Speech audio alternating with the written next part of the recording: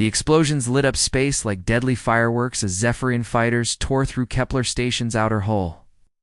Commander Hyun-woo Park gripped the metal railing of the observation deck, watching his home for the past 3 years slowly die around him. "Sir, Section 12 is gone," reported Lieutenant Minji Kim from her communications post. The young officer's voice stayed calm, even as the station shook from another direct hit. She had been here since the war started, watching humanity retreat. From system after system, Park nodded, but said nothing. At 53, he had seen too many battles, lost too many good people. Kepler Station was supposed to be humanity's strongest outpost beyond Earth. Now, it was just another target about to fall to the aliens. The Zephyrian ships moved like sharks through the debris field. Their sleek, dark hulls were covered in strange geometric patterns that glowed with an eerie blue light. At the center of their formation was the massive command ship belonging to the X4, the alien leader who had destroyed every human base. For the past 3 years, "All hands get to the escape pods," Park announced over the station's speakers. Around him, his small crew of 30 began their final duties. They downloaded important files and set explosive charges to stop the aliens from stealing. Human Technology Sergeant Taemin Lee, the station's head of security, walked up to Park. "Sir, we have maybe 10 minutes before they break through the main hull. The pods are ready to launch." Through the thick window, Park could see Vexfira's flagship getting closer. The alien ship was huge, almost as big as Kepler Station itself. Its weapons glowed like angry red eyes in the darkness of space. "Understood. Signal the evacuation." The survivors moved quickly through the station's corridors. Emergency lights flashed red, and automated voices warned of hull breaches and system failures. Park took one last look at the command center, where he had spent so many hours planning. Humanity's defense Kepler Station had taken 8 years to build. It was humanity's pride, a symbol of their reach into the galaxy. Now it would become another victory trophy for the Zephyrian Empire. The escape pods launched just as the station's power core exploded. The blast could be seen from millions of kilometers away, a brief star that marked the end of humanity's last major base beyond Earth. Within hours, Zephyrian ships captured all the escape pods. Park found himself in a sterile prison cell along with his crew, staring at energy bars that served as walls. The cell was clean but cold, designed to hold prisoners without comfort. Dexfer came to visit them personally. The alien commander was tall and thin, with 4 arms and skin that looked like dark metal. His face had no nose, just slits for breathing, and his eyes were completely black. When he spoke, it was in perfect English. "Commander Park," Dexfer said, his voice making clicking sounds between words, "your people fought bravely. It is unfortunate that such courage was wasted on a hopeless cause." Park stayed silent, but Lieutenant Kim stepped forward. "This isn't over. Earth will Earth." Dexfer, his head tilted in what might have been amusement. "Your homeworld has been silent for 8 months. No messages, no ships, no response to our peace offers. We believe your government has already given up." Sergeant Lee looked at Park with concern. It was true that Earth had gone quiet after recalling all deep space ships 6 months ago.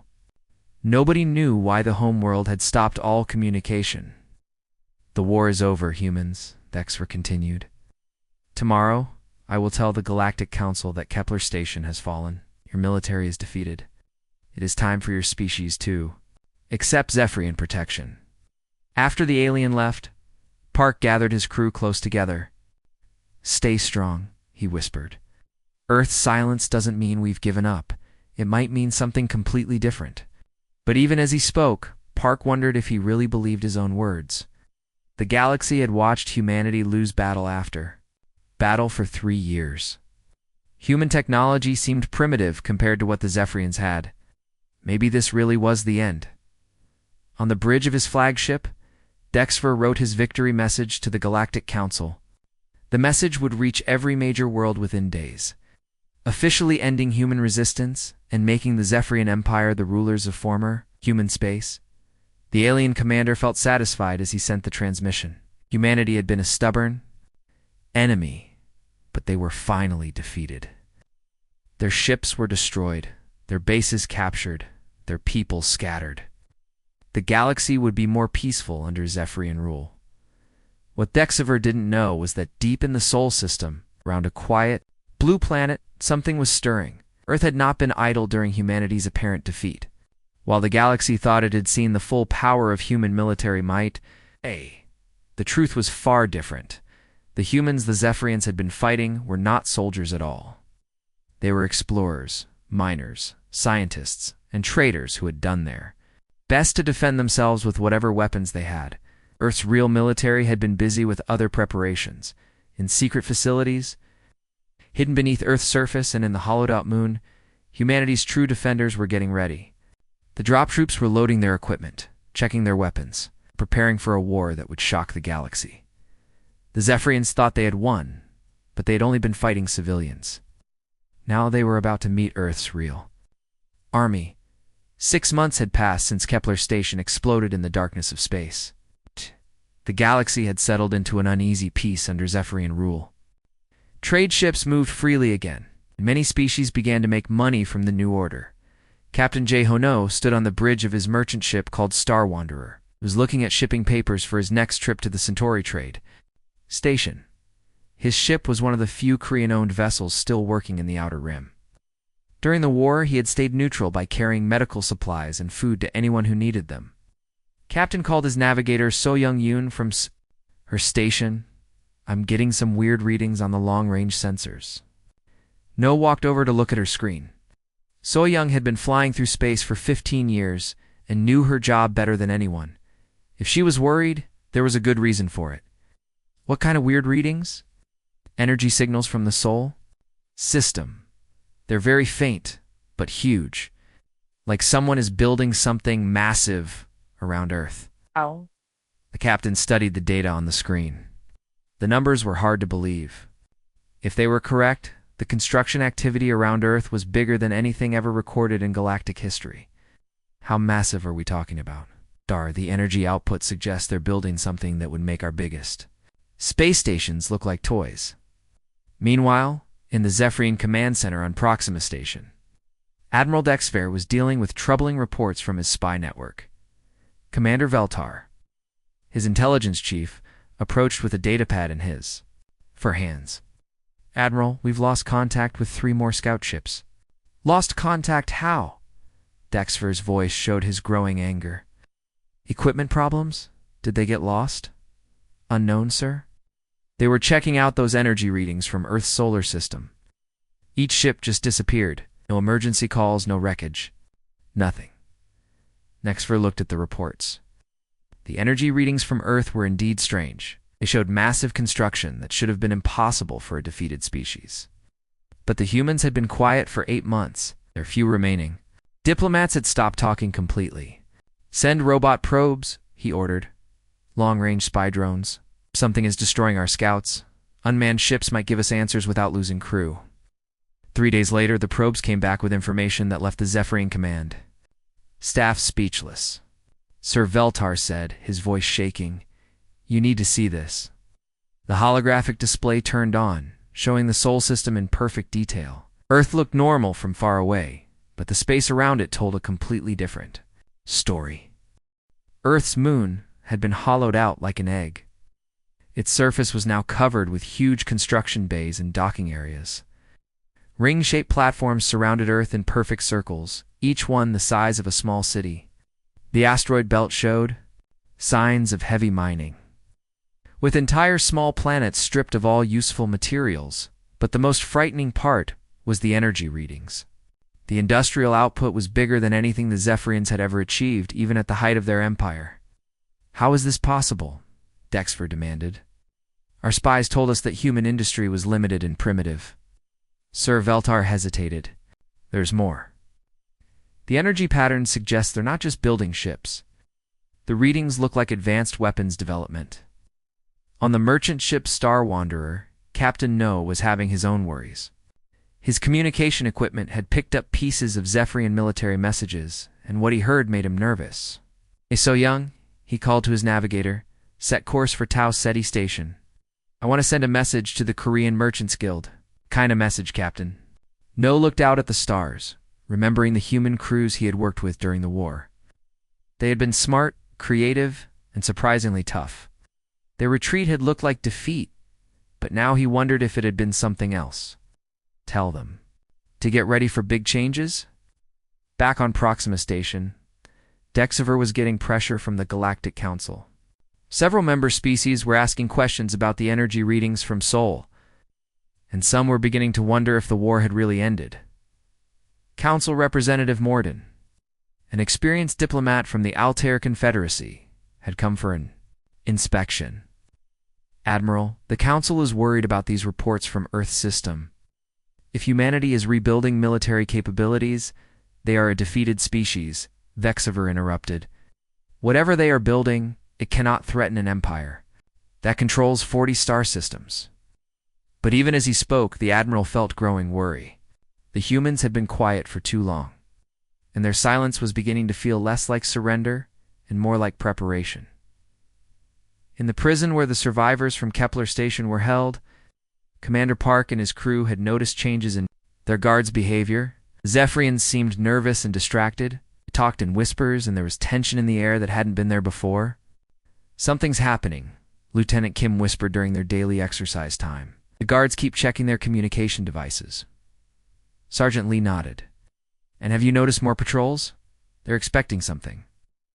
Of Zephyrian officers hurry past their cell. Their movements were urgent and worried. After 6 months as prisoners, he had learned to read their body language. These were not the confident actions of conquerors.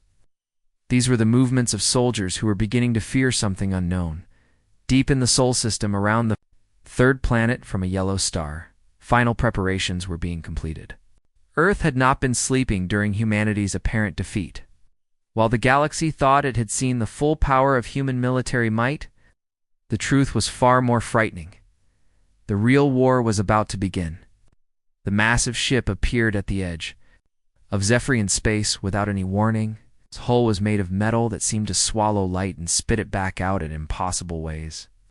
The ship was unlike anything in the galactic databases. It looked human, but it was far more advanced than anything humanity had ever shown before. Admiral Vexfer stood on the bridge of his flagship, staring at the tactical display with growing fear. The unknown vessel was huge, easily 3 times bigger than his largest battleship, and its energy readings were off the charts.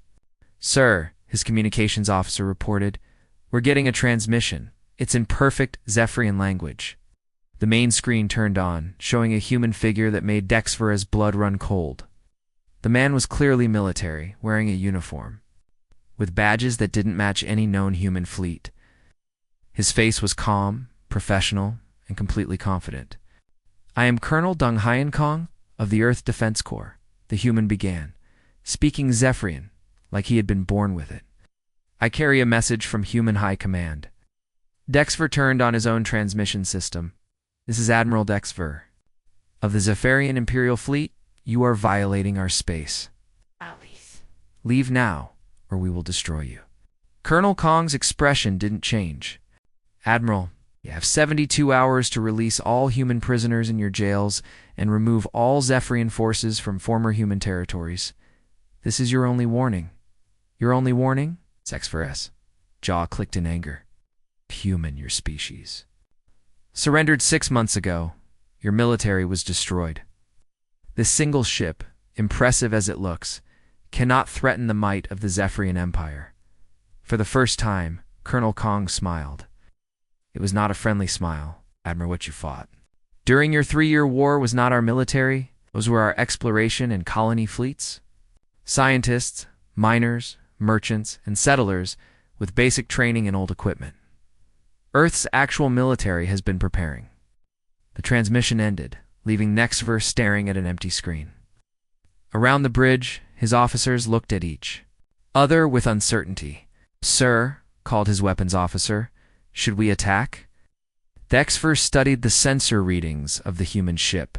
Despite its size, it showed no obvious weapon ports, no missile tubes, no energy cannons.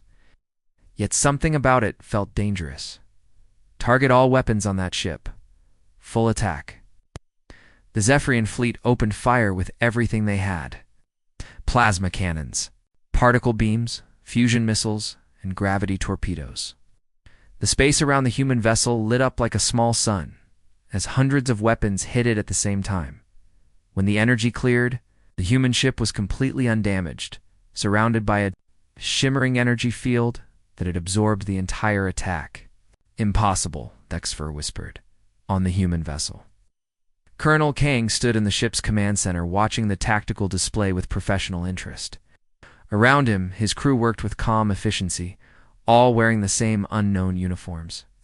"Colonel," reported his weapons officer, Lieutenant Yoonji Park, "their attack has been completely absorbed by our defense grid. Should we show them our response capabilities? Begin the demonstration, Lieutenant. Target the 3 empty moons in this system. Minimum power setting." The human ship, which had shown no visible weapons during the Zephorian attack, suddenly came alive with energy. 3 points of brilliant light appeared along its hull, and beams of what looked like controlled gravity shot out toward distant moons. Dexfer watched in horror as the 3 moons, each one about the size of Earth's moon, simply collapsed in on themselves. They were compressed into tiny points of superdense matter before exploding in brilliant flashes of light. "What kind of weapons are those?" his tactical officer asked in a shaking voice. Before Dexfer could answer, the human ship began to move. But it didn't speed up through space like normal ships. Instead, space itself seemed to fold around it, and the massive vessel simply stepped sideways out of reality, disappearing completely across the galaxy. The demonstration had been seen by monitoring stations belonging to dozens of species. The Galactic Council received detailed reports within hours. Emergency meetings were called on every major world. On the merchant vessel Star Wanderer, Captain Jehono and his crew watched the recordings in stunned silence. "Swoyang, he said quietly to his navigator, "Remember what I said about getting ready for changes?" "Yes, Captain. I think we need to get ready faster." In the prison on Proxima Station, the human prisoners felt the change immediately. Their guards, who had been confident and dismissive before, now moved with nervous energy. Commander Park noticed that security checks had tripled. Several high-ranking Zephyrian officers had visited their section, studying the humans with what looked like new respect and fear. "They're scared," Lieutenant Kim observed during their exercise time. "Whatever just happened, it's changed everything." Sergeant Lee nodded toward a group of Zephyrian soldiers who were watching them from across the corridor. "Look at how they're standing. They're not guarding prisoners anymore. They're studying potential threats." Back on his flagship, Admiral Dexfor was getting urgent communications from Zephyrian High Command. The demonstration of human weapons technology had sent shockwaves through the Empire's military leadership. "Admiral," came the voice of Supreme Commander Vexrin. "The Council demands to know how humanity could have developed such weapons in secret." "Sir, we had complete intelligence on human military capabilities. Nothing in our data," suggested they, "had gravity manipulation technology or defense systems of this level. Then your intelligence was wrong, Admiral. That's how long you have to decide whether to comply with their demands or face whatever they're truly capable." Dexper ended the transmission and stared out at the stars. In 3 days, he would have to make a choice that could determine the fate of his entire species. The humans were no longer the defeated enemy he had believed them to be. They were something far more dangerous, an unknown quantity with the power to reshape reality itself. The 72 hours passed like a countdown to the end of the world. Admiral Dexfer had spent every moment preparing his fleets, strengthening his defenses, and trying to convince himself that one human ship, no matter how advanced, could not threaten an empire that controlled 40-star systems. He was about to learn how completely wrong he was. The first sign of what was coming appeared at the same time across 17 different Zephyrian-controlled systems. Space itself began to tear open, not with the familiar blue flash of normal space travel, but with something far more disturbing. Reality seemed to fold inward, creating wounds in space itself. On Proxima Station, emergency alarms screamed as massive shapes emerged from these tears in space. Commander Park and his fellow prisoners felt the station shake as something unimaginably huge appeared nearby. "What in the void is that?" gasped one of the Zephyrian guards, staring at his sensor. Readings in complete shock. Through the detention center's small window, Park caught his first glimpse of humanity's true military power. The vessel that emerged from the spatial tier was not a ship in any normal sense. It was a floating city, a mobile fortress that made even the largest Zephyrian battleships look like toys. Along its hull, which stretched 4 kilometers, were docking bays that could house entire fleets. In Earth Defense Corps' dropship Thunder of Heaven, Lieutenant Kim read from the identification signal that was now broadcasting openly. Mass, 47 million tons. Planetary assault carrier. But the Thunder of Heaven was not alone. Across the 17 targeted systems, 43 identical vessels had appeared, each one emerging from its own dimensional fold. With the precision of a perfectly planned military operation aboard the Thunder of Heaven. General Sujin Huang stood in the command center that served as the brain of humanity's most advanced military platform. Around her, hundreds of technicians and officers worked with calm efficiency that came from years of preparation. General, reported her operations officer, Major Jinwoo Choi, all dropships are in position. Planetary defense systems are identified and marked for destruction. Drop troops are ready for deployment. General Wang nodded, studying the holographic display that showed the battle situation across all 17 systems at once. Each Zephyrian world was defended by orbital platforms, shield generators, and fighter squadrons. These were strong defenses that had never been defeated. They were about to become history. Begin the operation. Send the message to all Zephyrian commanders. Surrender immediately, or be destroyed. We are here for our people and our territory. Anyone who fights us will be removed. The dropships didn't attack the Zephyrian fleets directly. Instead, they did something that no one had ever seen before.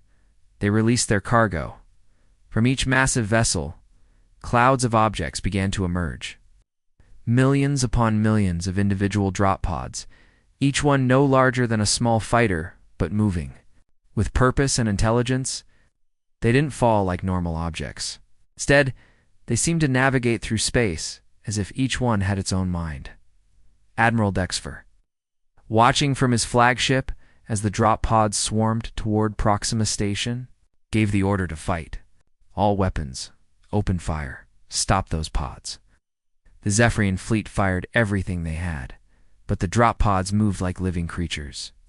Weaving between energy beams and missile attacks with impossible skill, the few that were hit simply rebuilt themselves from some kind of advanced technology, continuing their path toward the station's surface. "Sir," his tactical officer reported in a shaking voice, "they're going through our shields like they're made of paper."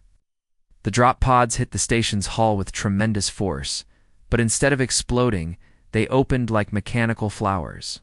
From each pod came a single figure that made the Zephyrian defenders step back in terror. The Earth Defense Corps' drop troops were not quite human anymore, enhanced with computer implants, genetic changes, and powered armor that made them look like mythical giants. They stood nearly 3 meters tall and moved with deadly grace. Their armor was matte black with gold trim. Their weapons seemed to bend the laws of physics. Sergeant First Class Kung Ho Nam was among the first to break through. Proxima Station's hull, his enhanced senses immediately mapped the stations. Layout found all defensive positions and located the human prisoners. The mission was clear: rescue all human personnel, destroy Zephyrian military assets, avoid harming civilians. "Drop Team Alpha. This is Sergeant Nam," he spoke into his communication system. "Moving to detention level 7. Resistance is weak." The Zephyrian guards who tried to stop him discovered that their weapons were completely useless against drop troop armor. Nam's power suit absorbed energy weapon fire and deflected bullets with ease.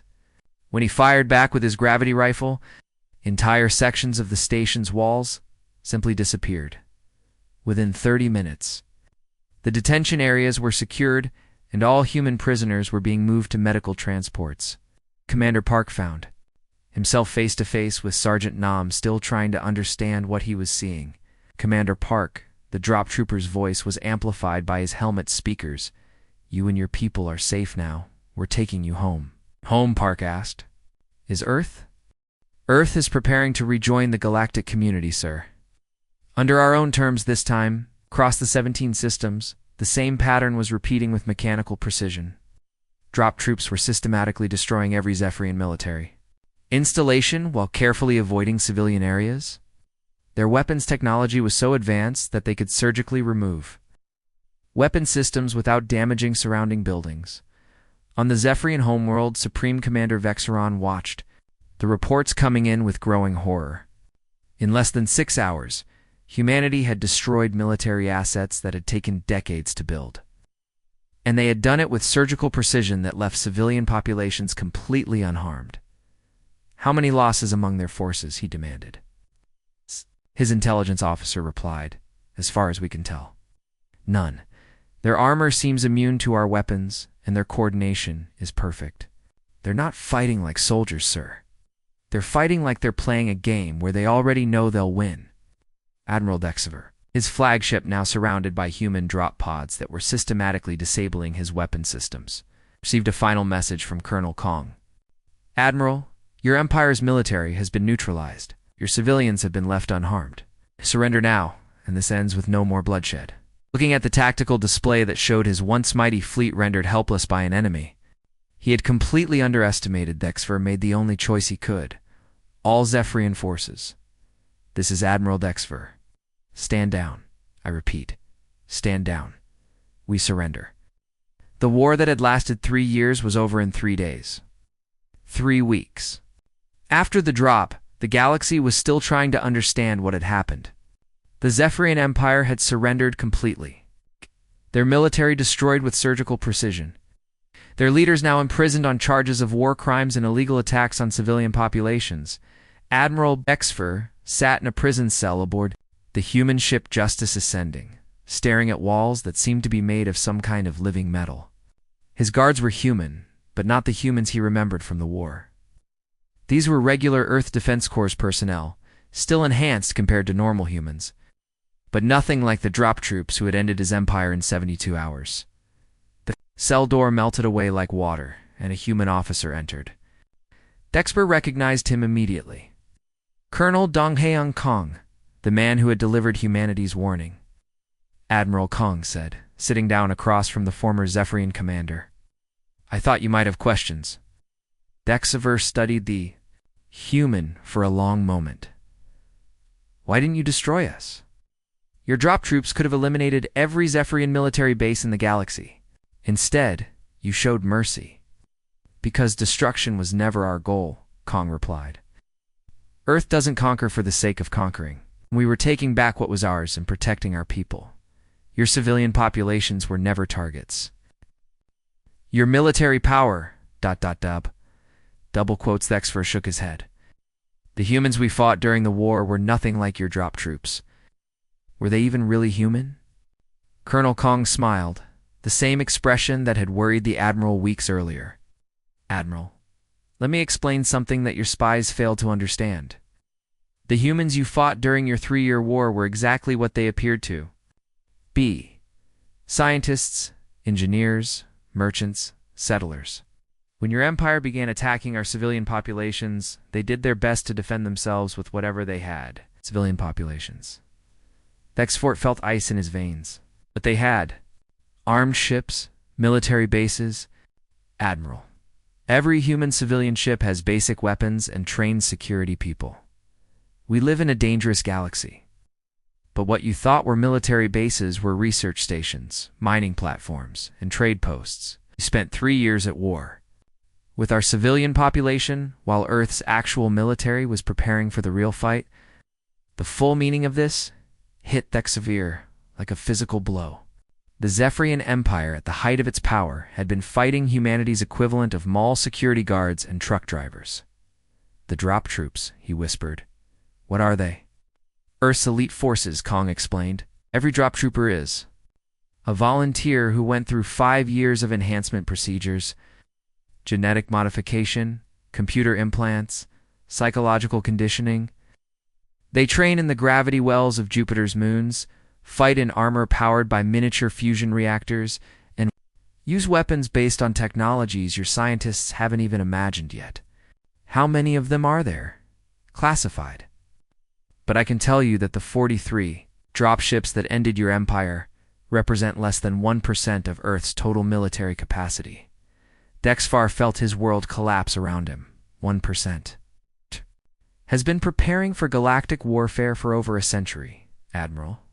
While other species focused on trade and politics, we focused on survival. We knew that eventually someone would try to wipe us out simply because we were different. We decided that when that day came, we would be ready. On the bridge of the dropship Thunder of Heaven, General Sujin Huang was conducting a video conference with the Galactic Council. Representatives from 47 different species filled the holographic display, all of them looking nervous and uncertain. General Wang, said Council Speaker Morden, the Council wishes to understand Earth's intentions now that the Zephyrian threat has been eliminated. Our intentions are simple, Speaker Wang replied. Humanity wishes to take its proper place. In the galactic community, we want trade, diplomacy, and peaceful coexistence with all species. And if other species object to human expansion? Asked Representative Velcon from the Rigel Confederation.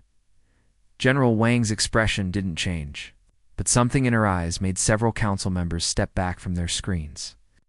Then they should remember what happened to the Zephyrian Empire when they objected to human existence. Back on Earth, in the deep command bunkers beneath the planet's surface, humanity's true military leadership was making plans for the future. Fleet Admiral Chang Ho Park, no relation to the rescued commander, stood before a holographic map of the galaxy. Sir, reported his aide, Major Sorakim, the galactic response to our demonstration has been mixed. Most species are requesting immediate diplomatic contact. A few are mobilizing their fleets. Let them mobilize, Admiral Park said calmly. Our intelligence estimates suggest that the combined military might of every other galactic species would equal roughly 15% of our current capacity. If they want to test that estimate, they're welcome to try. On the merchant ship Star Wanderer, Captain Jay Hono was reading the latest shipping reports with amazement. Trade requests from Earth had increased by 3,000% in just 3 weeks. Every species in the galaxy suddenly wanted to do business with humanity. Captain, his navigator Soyoung Yoon called from her station, were receiving priority. Communications from the Korean Merchants Guild, the Centauri Trade Federation, and the Galactic Commerce Authority. They all want to hire us for Earth runs. No smiled. Set course for Earth so young. I think it's time we met our real neighbors. In the detention facilities where former Zephyrian leaders were held, the reality of their situation was slowly sinking in. They had not been defeated by a superior military force. They'd been swatted aside by a species that had been holding back its true power for over a century. Commander Park, now recovered and debriefed, stood on the observation deck of an Earth Defense Corps cruiser, watching his home planet grow larger in the viewport. Earth looked the same as always, a beautiful blue marble suspended in the void. But now he knew the truth about what lay beneath that peaceful surface. Humanity had returned to the galaxy, and nothing would ever be the same again. The age of human expansion was about to begin. The galaxy would learn to make room for Earth's children among the stars. The sleeping giant had awakened, and it was time for the universe to adjust to humanity's new reality.